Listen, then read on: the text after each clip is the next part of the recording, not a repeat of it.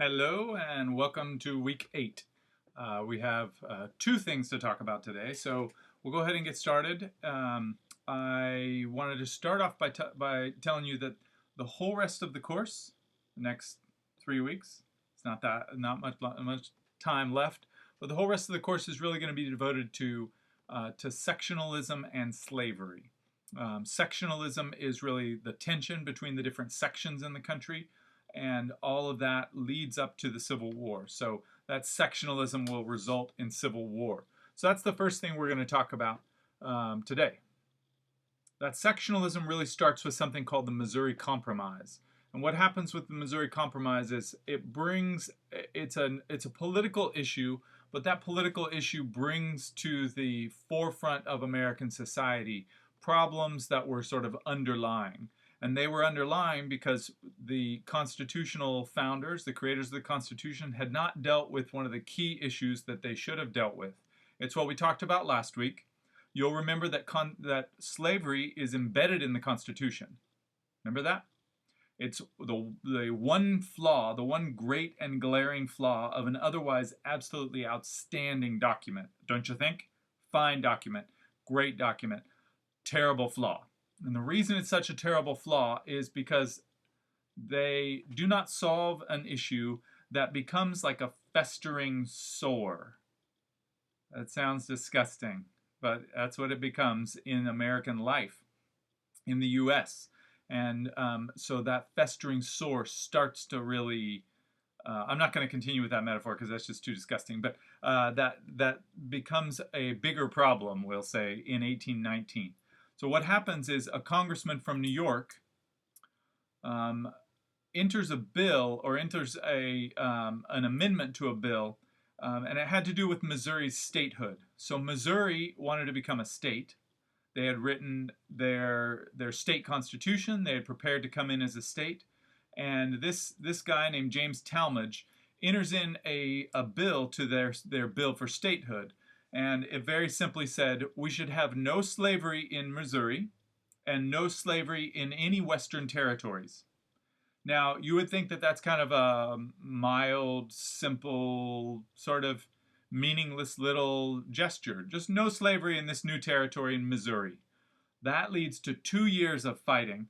It leads to North and South really turning themselves into sectionalized sections.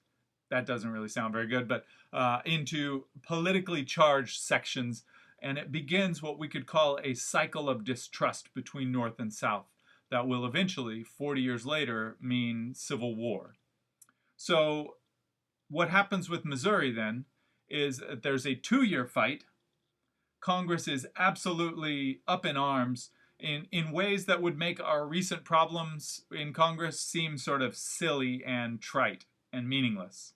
It is finally solved in 1821 with what we know as the Missouri Compromise.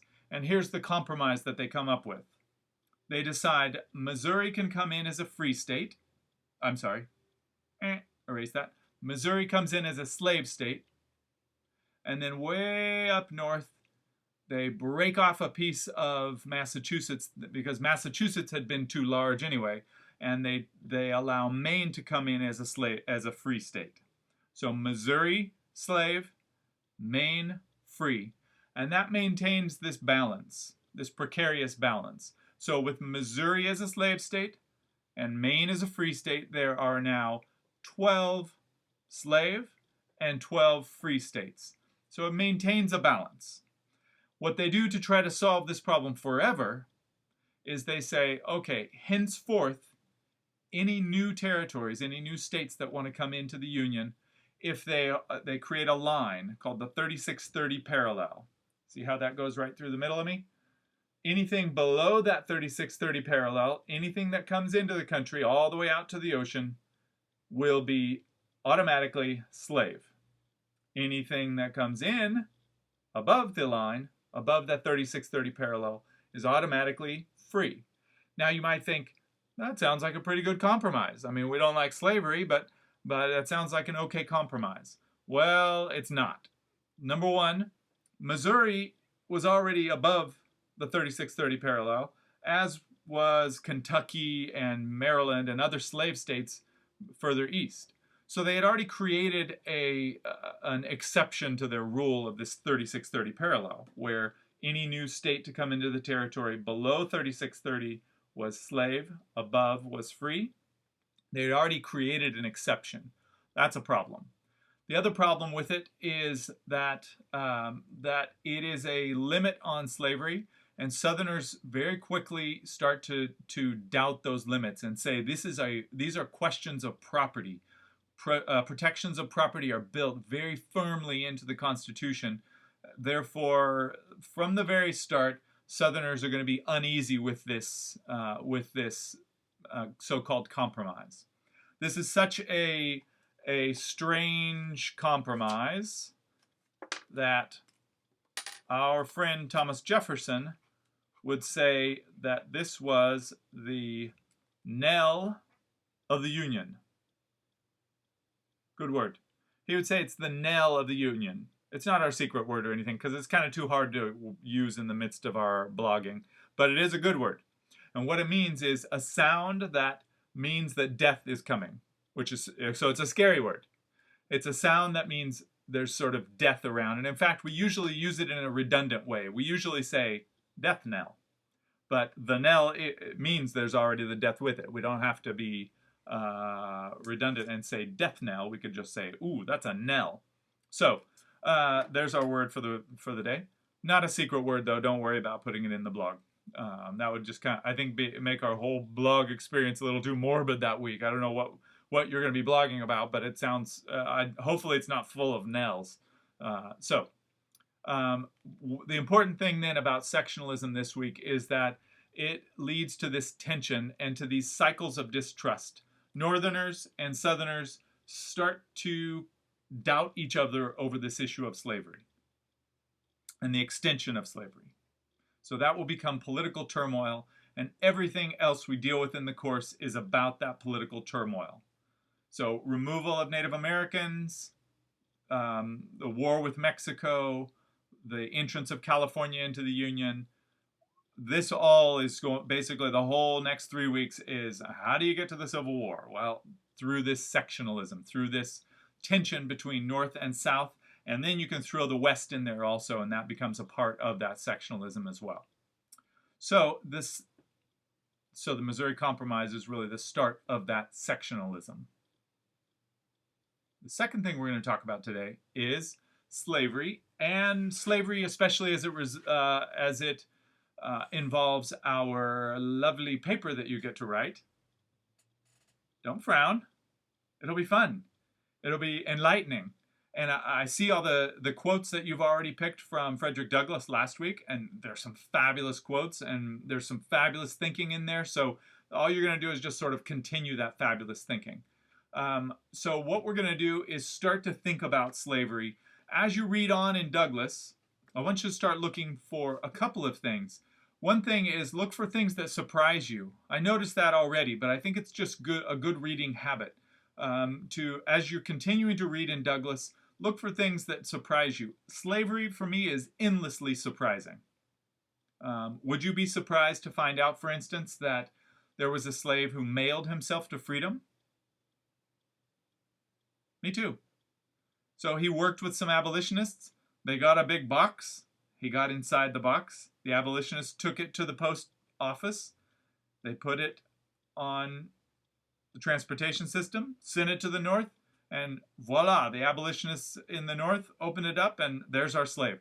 Henry Brown is what he was called before he did this little trick, and after that, everyone in the whole North called him Henry Box Brown. So there was a slave who mailed himself to freedom.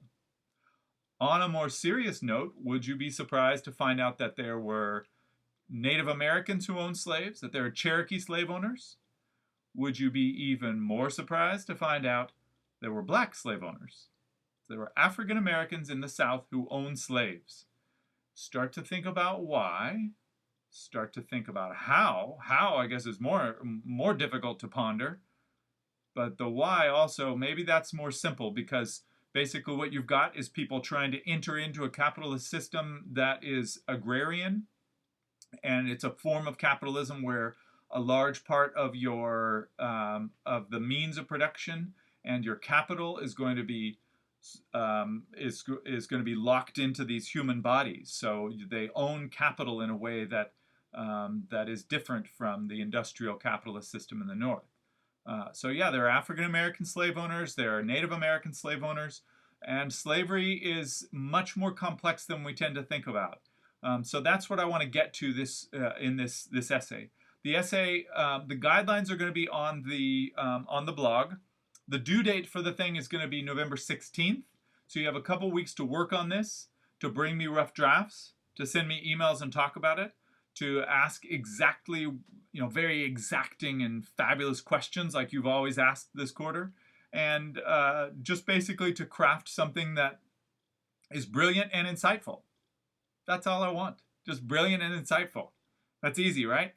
There are two things that you're going to be looking for as you continue to read Frederick Douglass that will help you to start to craft your essay. So there are two questions that we're focusing on, and those can both be answered just with Douglass. But in addition to that, I'm going to give you a list of documents on the blog. So that list of documents you can also utilize. You can also find other sources if you want, but you don't necessarily have to. So there will be sources on the web, and you've got Douglass. And there are two questions. And one of them I already told you to look for in Douglass. So the first one will be very familiar for you. Here's the first question. What was more important in maintaining discipline within slavery, physical or psychological control? Give examples of both types of control, but make a clear argument for either physical, psychological, or some sort of combination of the two being the most important factor in maintaining the discipline of the slave South. There are many slaves and few slave owners, especially by the time we get to the Civil War. Very small number and decreasing number of slave owners. Did you see that? Decreasing number of slave owners. Increasing number of slaves. So fewer slave owners, more slaves. How are they maintaining control? Is it with physical violence? Is it with psychological violence? Or is it both? But if you argue that it's both, make sure you don't just say it's both, but argue for some relationship between the physical and the psychological. So it can be physical, that's your argument. It can be psychological, that's your argument. Or it can be that there's some relationship between the physical and the psychological in which they sort of work together. Did you see that? They work together. So that's our first question. This is on the blog. Hopefully you're not writing this down. Then number two, second question, and this one's kind of a little more odd, but it's related to the first. Describe the educational system that produced American slaves. What were the crucial features of that system, and how effective was that educational system at educating slaves? Now you think, well, they didn't go to like slave school. They didn't wake up when they were 3 and suddenly go to, pre-kindergarten slave school. But I'll tell you this, from the day they're born, they're educated, they're brought up into a system, and you saw that. Some of you saw it. I sound like I'm mad right now, but I'm not mad. But I know some of you saw that in the Frederick Douglass reading, because you said, he doesn't even know his mother, or his mother dies, and for him it's like a stranger dying. It's almost a sort of existential approach to her death, right? It's very much like Camus in The Stranger, when Camus says, my mother died today, or was it yesterday? Well, that's so incredibly bleak. He has no connection to her at all. That is a way of educating him in a system.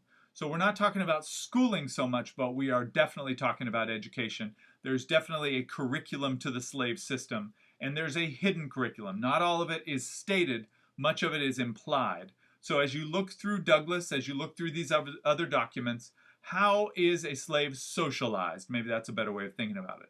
How is a slave socialized and educated to become a functioning member of that slave system so that they can survive it and become workers, become compliant, not resist, not fight back?